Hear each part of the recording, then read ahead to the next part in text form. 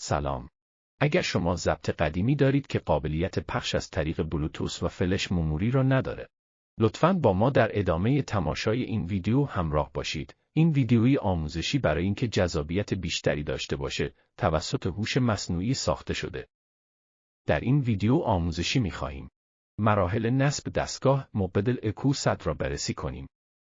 نصب این دستگاه 2 مرحله دارد. مرحله اول تأمین برق دستگاه می باشد. شما می توانید با 2 روش برق دستگاه را تأمین کنید. روش اول استفاده از شارژر گوشی اندروید.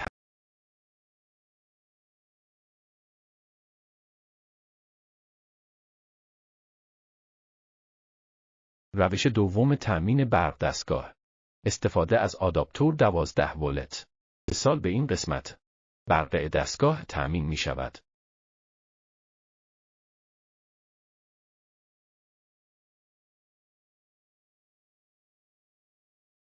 روش‌های تأمین برق دستگاه را متوجه شدیم. مرحله دوم نصب فیش‌های صدای خروجی دستگاه به ضبط قدیمی است.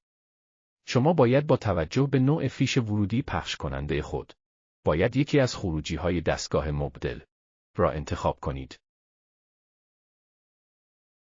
خروجی اول فیش سفید و قرمز هست که باید با کابل 2x2 به ضبط قدیمی خود متصل کنید.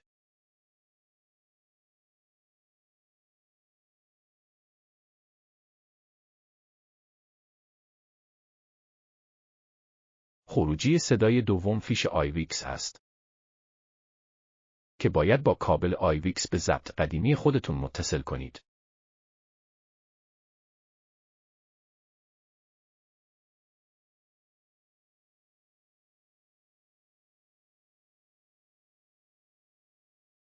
جهت خرید این محصول و اطلاعات بیشتر، شما می توانید به سایت امین الکترونیک اصفهان مراجعه کنید.